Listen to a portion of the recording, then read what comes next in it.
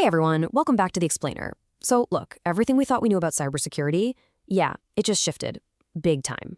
For decades, we've kind of looked at digital security like a giant fortress, right? We build taller walls, thicker doors, way smarter alarms. But what happens when the attackers just stop trying to climb the walls altogether? What happens when they realize, hey, the front door is actually wide open? See, the old reality of cybersecurity was all about hackers forcefully breaking through firewalls. It was this intense game of brute force and crazy clever code exploits. But the new reality? It's honestly much simpler and a whole lot scarier. Hackers are now just walking right through open doors. They've totally traded the battering ram for a Trojan horse.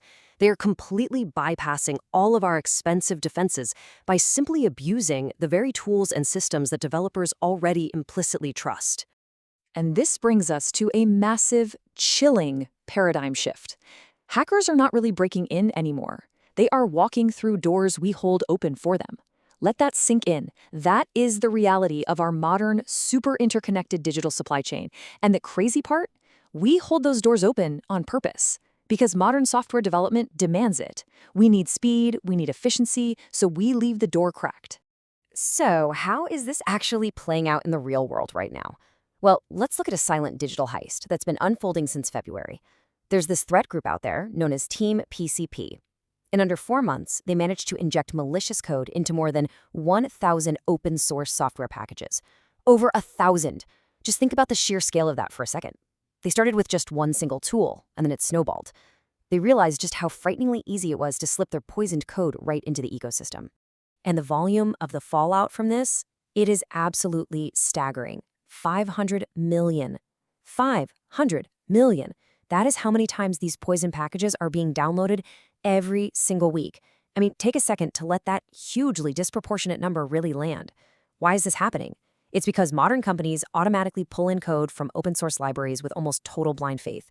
They need to build fast, so their systems just grab the puzzle pieces they need automatically. They rarely stop to check if those pieces are actually safe. Team PCP isn't using some sophisticated zero-day hack. No, they are literally just weaponizing our blind faith in automated systems. Now, you might be sitting there thinking, well, my company is way too big or way too secure to fall for something like that. Think again. The named victims of this Team PCP campaign, we're talking Bitwarden, Red Hat, SAP, PyTorch Lightning, and even GitHub itself. That is a literal who's who of the tech world. It emphatically proves that absolutely nobody is immune here.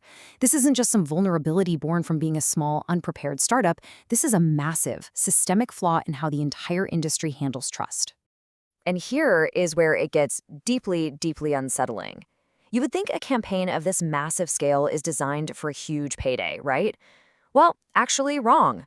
Researchers tracking Team PCP note they've only pocketed about $90,000 in extortion. They aren't really after the money. They are after chaos and notoriety. Because of this totally unpredictable motive, security firms estimate there is a terrifying 10% chance, literally a 1 in 10 roll of the dice, that any infected package an organization installs could trigger an active attack. You might download the poison and be totally fine today, but the trap is set. It's just sitting there, waiting. Okay, now let's add some serious accelerant to this fire: artificial intelligence. In the past, developers used to at least loosely vet the dependencies they were adding to their code, but today, we have AI coding agents explicitly designed to install these packages entirely on their own, just to save time. As Faris Abukadejeh from Socket points out, there's in some cases virtually no human in the loop. We are basically handing the keys to our digital kingdoms over to AI agents that simply do not know the difference between a genuinely safe package and a malicious one pretending to be a helpful tool. But it goes even further than just removing the human element. The AI agents themselves have become the prime targets here. Attackers are actively manipulating these agents to spread chaos.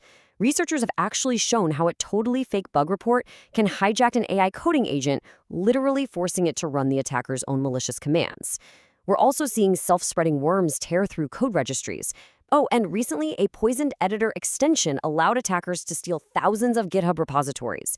The AI isn't just a blind victim in this scenario. It's actively being weaponized against us.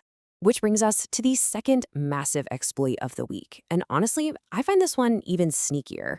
This proves that even our most respected, heavily guarded AI domains are being used as weapons. Hackers actually managed to turn Anthropic's wildly popular AI assistant Claude against its own users. How? by exploiting a completely normal, totally intended feature called shared chats.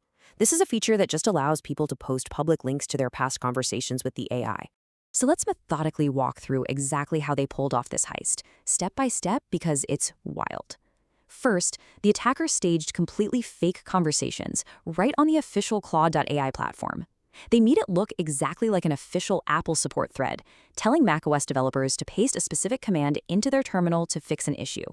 Step 2, they went and bought Google Ads for search terms like Claude Code on Mac. This drove highly targeted developer traffic straight to that shared chat link. And step 3, because the link was actually hosted on Anthropic's official Claude domain, the developers trusted it completely. They copied the malicious terminal command, pasted it, and boom, compromised their own machines.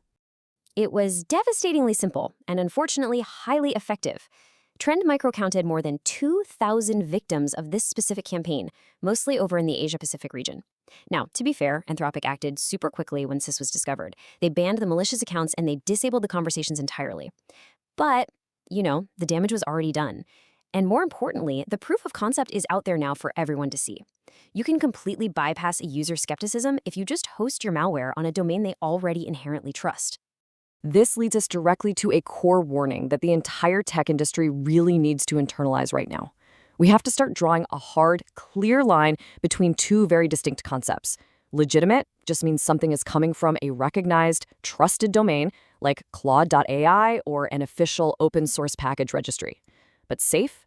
Safe means it is completely free from malicious code or destructive intent. So the absolute golden rule moving forward has to be this. Just because an AI chat or a software package is legitimate, absolutely does not mean it's safe. So what's our ultimate takeaway here? Honestly, it requires a pretty uncomfortable industry reset. We have to completely overhaul our defensive mindset when it comes to trusted tools. That old defense of just watching the files you download? Totally obsolete. The new defense requires a radical shift. We have to start treating every single package install as if we are directly running executable code on our machines. And furthermore, we've got to start treating our AI agents with the exact same rigorous security protocols as human user accounts. If an AI has the power to pull code, it needs strict boundaries. We have to start watching the tools we blindly trust. And I want to leave you with this really provocative final thought from our source material today because it hits the absolute nail on the head regarding this crisis. The web did not break this week. It just got used exactly as designed. Let that sink in. Shared chats were supposed to be shared. Open source registries are supposed to distribute code automatically. AI agents are supposed to act autonomously. The attackers didn't break the rules. They just played the game perfectly. So I leave you with this question. How do we possibly secure a system when the devastating vulnerabilities are actually its intended features? Thanks so much for joining me on this explainer today. Keep questioning your trust, stay curious, and I'll catch you next time.